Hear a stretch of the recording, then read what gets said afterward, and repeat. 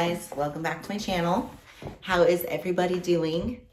I just wanted to film a fun little video today because I've been getting this question asked to me so much lately. And the biggest question that I get asked is, how do you stay motivated? How do you stay motivated to do your fitness journey? And my biggest answer is find your why. So you have to have a reason for doing anything.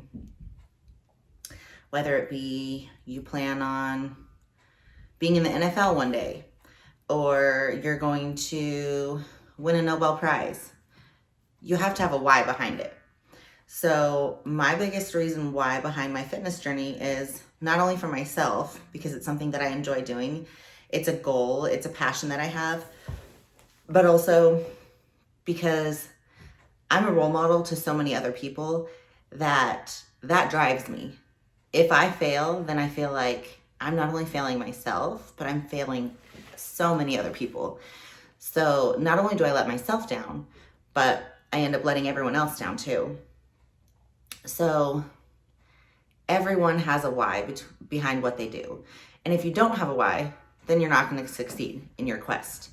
Whether it be to finish reading a 400-page book or run a marathon. You're always going to have a why behind it, and that's what's going to drive you, and that's what's going to keep pushing you. And of course, you're human. Everyone's going to have days sometimes where they just don't feel like it, where they don't want to.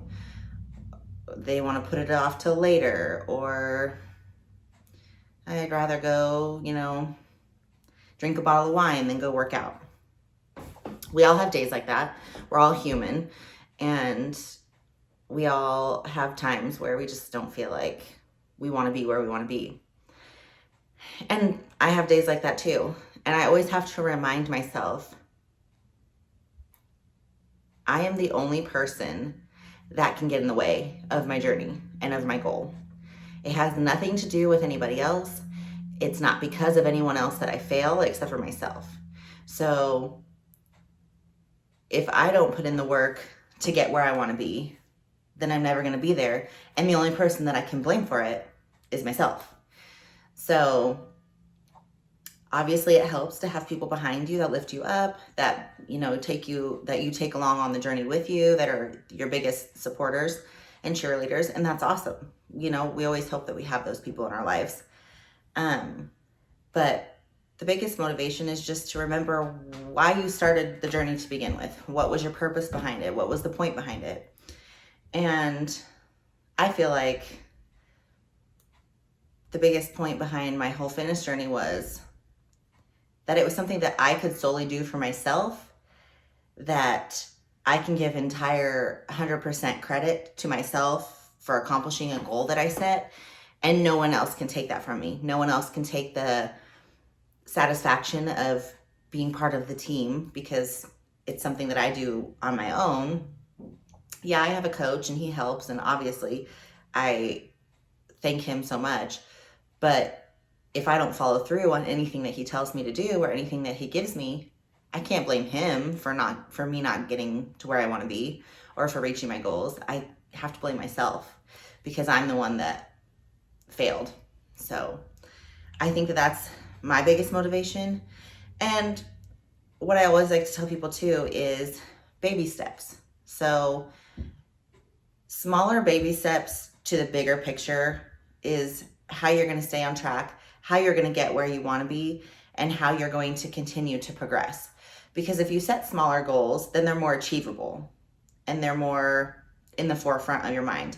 If I make this goal, then I have this next goal to make, and then the next goal.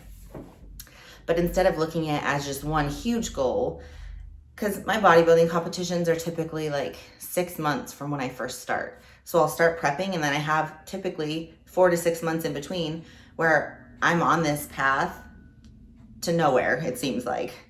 I'm working towards the bigger goal of competing and doing my show, but in the midst of it all, I have to remember the smaller goals. Like, okay, by, such and such date, I need to lose this many pounds.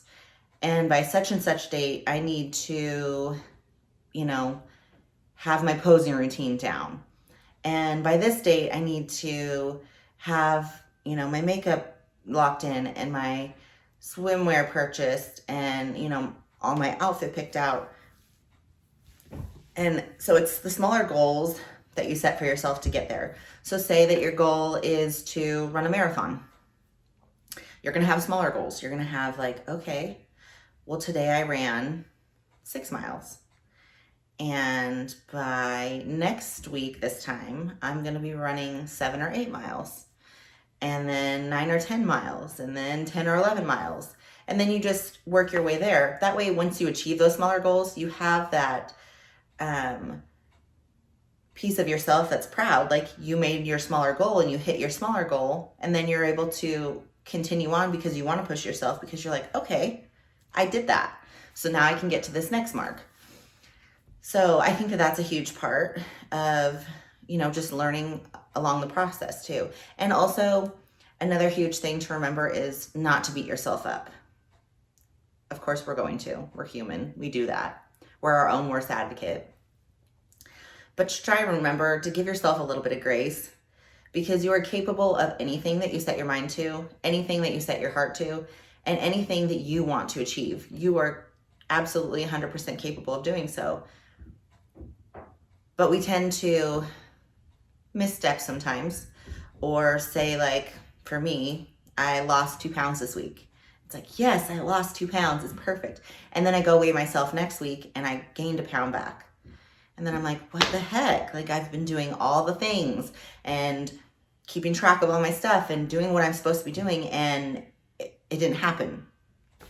I can't kill myself for it. I have to think of all the factors that go into it. Like, okay, well, maybe I didn't quite hit my water goal this week, so that could cause my weight to fluctuate. Or maybe I didn't hit my protein counts for my meals as well as I did last week, so that could be a problem. Or maybe I started my period, and so now I have to deal with that, and that plays a factor. So there's so many things that can cause, things to go unbalanced along your journey, but you just have to remember that it's just a hurdle. And once you get over that hurdle, then you're on to the next thing. So as much as it's easiest to just beat ourselves up and give up and be like, no, I'm done. I don't want to do this anymore. You just have to remember those things. Remember your why you did it, why you're starting, why you're on this journey, why you want to make it to whatever goal you have set. Just remember small things. Like some days I'll be like, I just don't want to go to the gym. I don't want to work out. I don't feel like it. Down in my little book here, so stay with me. If it was upside down, I couldn't read it. Okay, so X Dylan Bloomfield X asks, how much can you bench and your thoughts on CrossFit? Well, Dylan, I don't know how much I can bench because I don't ever really try. Like I don't ever try to max my weight on benching, or that's something that powerlifters do. And I'm a bodybuilder, and I'm not saying bodybuilders don't do that. It's just not something I've ever even I don't know. I have no idea how much I could bench or squat or whatever. I have no idea. I'll have to take a day and go try it and see where I'm at weight-wise, but I honestly don't know. And my thoughts on CrossFit, I don't love it personally. I've tried it. It's very fast-paced, which to me is a little scary. I don't like the idea of hurting myself all the time. I think that there's a lot of great movements within CrossFit that I incorporate into a lot of my exercises, and they're wonderful. I have a multitude of friends that do CrossFit. They love it. They swear by it, and that's totally fine. Everyone has their own little niche that they follow. There's, CrossFit, there's barre, there's Pilates, there's yoga, there's bodybuilding, there's powerlifting. So if it's not something that fits right for you, that's okay. That's more power to someone else who can do it. But it's just not something that I don't like going to CrossFit class. It's too fast-paced for me. I end up hurting myself, and I'm already getting old anyways. My body's already falling apart, so I don't need to help that in any manner. So that's why I don't do CrossFit. But they have amazing bodies, and they're very strong and powerful people, so I have no qualms against them. Jake Holloway 7 asked, how many times a week do you go to the gym? So that differs, and it just depends on what time of year it is. So right now I'm in prep for a show. When that show is, I'm not sure because they keep getting canceled and canceled and canceled. But I'm shooting for a show in July. So right now, because I'm in prep, I am at the gym 6 days a week. Sundays are always my off day. I don't do anything on Sundays. I take the day off unless I skip a day during the week. If I skip a day during the week, then I have to work out on Sunday. I only get 1 day off a week, and I can't take more than that. So I'm typically at the gym 6 days a week. Right now, because I'm in prep for a show, I'm in the gym about 2 to 2.5 hours a day between my cardio and my lifting. When I'm not in prep though, when I'm off season, when I'm just bulking, when I'm having a little bit of relaxed time, I'm not doing much, then I'm in the gym. I typically have 2 days a week off. So then I'm only in the gym 5 days a week, but I'm not doing cardio either. So I'm really just lifting. So then like it goes from 2.5 hours a day to only like an hour a day or an hour and a half a day, if that. So it just depends on what time of season it is and what my goals are at the point. Langley Billy 56 asked, how long did it take you to get that perfect body? Well, Langley, my body is always a work in progress. It's not perfect by any means. And it never will be in my own standards anyways. But I have been bodybuilding for almost 4 years. So this year, January, will be 4 years. That I started. I started in 2016 and here I am. So it takes time. It has taken me almost 4 years to get these biceps. And they still could be improved, so. Dobria Jack-Sick 1. Dobria Jack-Sick 1. How does it make you feel to be stronger than man? I get this question asked a lot, actually, and I love it. I love being a very strong, powerful, tough woman. I think that it's underrated. I think that a lot of people have this stereotype that women are supposed to be soft and fragile and not as strong as a man. And I don't like to put labels on any women. I think that as a woman, you are capable of doing anything you want to, whether it be manly or not. So that's my opinion. TSE Jake wants to know, what's your advice for a newbie working out in the gym? I would say be careful, for one. When people are still new to the gym, they don't typically know the equipment and they end up typically hurting themselves due to the fact that they're, for one, uneducated. They don't know exactly what they're doing. And for two, they're usually getting hurt if they're lifting too heavy and not really sure what they're doing necessarily movement-wise. So they end up throwing something out because they're, for one, starting out too heavy, and for two, don't know the proper movements for the exercise to make it work for their body. So I would just say study, go on Instagram, go on YouTube, watch workout videos, go on my YouTube channel, hint, hint, and watch workout videos. Just to see the proper way to do the movement, because that's important. You don't want to hurt yourself when you're starting out, because then you're less likely to want to go back.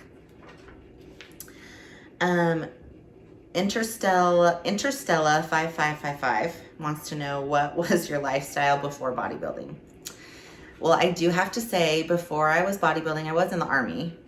But I in my 20s, I went out a lot. I drank, I was partying, I was hanging out with friends. We would go out to the clubs. And I just got to a point where the real reason why I started bodybuilding was because I went out with a friend one night and it was my birthday and I was drinking and they drove, so we were safe in that manner. But at the end of the night, I was like way inebriated and kept begging them for my keys. I want to go home. And they were like, no, you shouldn't drive yourself, and just stay here. And I'm like, no, I don't want to stay here. I'm fine. I'll drive myself. So I convinced them to let me drive home. Made it all the way home, did not get in an accident, anything. I pulled into my driveway, and in the front part of my driveway, there's a tree. I pulled so far into my driveway that I drove straight up to the tree and ended up like breaking my fenders on my Jeep. Nothing crazy, just little cracks in them. But I woke up the next morning and I was like, what happened last night? How did I get home? Who drove me? Like, I didn't remember anything. So that was like, for whatever reason, after that night, it was a trigger point. And I was just like, nope, I don't want to do this anymore. I don't want to live this life. It's not healthy. I'm not doing anything healthy for me. And I want to look better and I want to feel better. So I started going to the gym. And I had a friend that I met at the gym and she was like, you should do a show. It's so fun. They're great and amazing and this and that. And I was like, oh, heck no. I'm not even ready for that. And she's like, you should just hire a coach. I have a guy. He's my coach and he'll lead you in the right direction. And I was like, I don't know. Let me think about it. And so I did. I took a week and I like thought about it. And I was like, you know what? That's awesome. It's a goal to have. I can work really hard for it and I can accomplish it. So let's try it. And now I'm hooked. I love it. Let's see.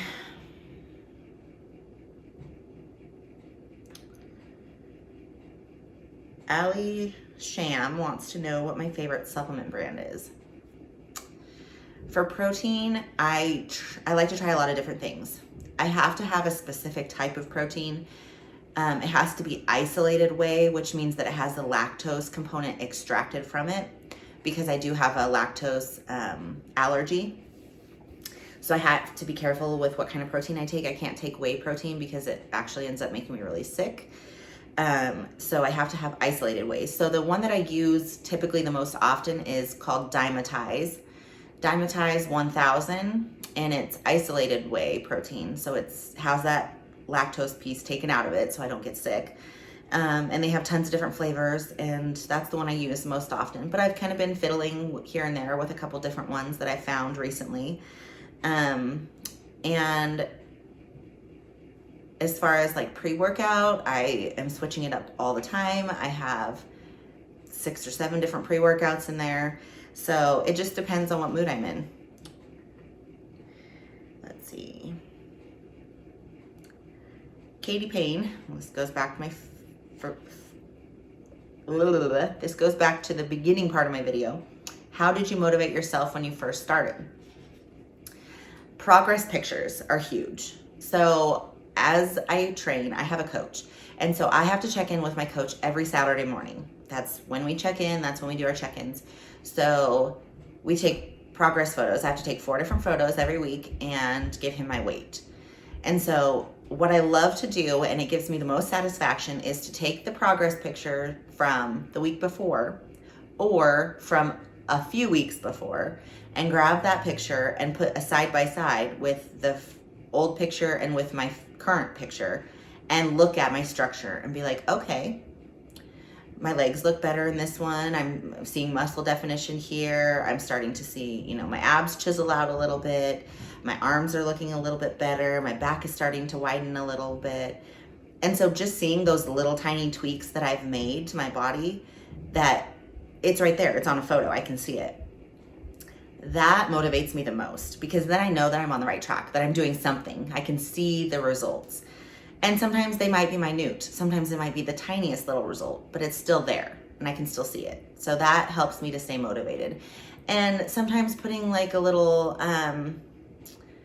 like motivation board together is awesome too. So just get like a little cork board and this is my goal. I want to look like this. I want these kind of legs and I want these kind of abs and I want these kind of shoulders or whatever. Or if you're training for a marathon, like pictures of people running, or I'm gonna run to this side of town and back one day or whatever. So just have like physical, something that you can look at on a consistent basis that you can remember and remind yourself, this is what I'm shooting for. This is what I'm working towards. This is all the hard work and effort that I'm putting in, and this is why I'm doing it. So those kind of things are huge for motivation. Or even like put a picture on your bathroom wall or on your bathroom mirror, like, you're amazing. You're doing a great job. Don't forget it. And every morning when you go to brush your teeth, you see that. And you're like, okay, today's gonna be a great day. So just little things like that help me stay motivated. I'll do one more question and then we will wrap this up. So, Lumberjack Brett wants to know, what is my favorite muscle group to train? And if you've noticed or watched any of my videos on my channel, you know that I love training shoulders. It is my favorite by far. I don't know why. I love the way that shoulders look. I love the shape of them. I love training them. I feel like I can just get such a good workout when I'm training shoulders, and for whatever reason, it's just my favorite. I don't know. I switch back and forth. Like 1 week I'll be like, legs are great this week. I love doing legs. It's so much fun. And then the next week I might be into back, but I always, my favorite. And if I feel like I'm in a slump and I'm like, don't want to go to the gym. It's like a Monday and I don't feel like it. And I'm like, I don't want to. I'll train shoulders because I know that I'm going to get in the gym. I'm going to start training shoulders and I'm going to be like, yes, this feels good. Let's keep going. Let's rock it. Let's kill it. And then it just starts my week out perfect. You know, makes me feel better. So that's my little like motivation tip when I'm not feeling like it. I'm like, okay, well, instead of doing shoulders like on Wednesday, I'm gonna do it on Monday and I'm gonna rock the heck out of it. And then it just puts me in a good mood for the rest of the week to feel like I got something really awesome accomplished. So thank you guys so much for staying tuned to my video and for subscribing to my channel. And don't forget to hit that like button. It helps me out so, so much. And don't forget to turn on the bell notification so you can be alerted for my future post. When we get to 5,000 followers, which is like 1,000 away, I'm gonna do a giveaway. So remember that. And then when we get to 10,000 followers, I'm gonna do an even better giveaway. So this one's probably just gonna be something little for 5,000. Once we get to 10,000 followers, we're gonna have a better prize. So share this, share my channel with people, subscribe, make sure that you get it out there so that everyone can be part of this community and that we can help keep each other motivated and lifted up and killing it. So I love you guys so much. Thank you, thank you, thank you. And I'll see you next time.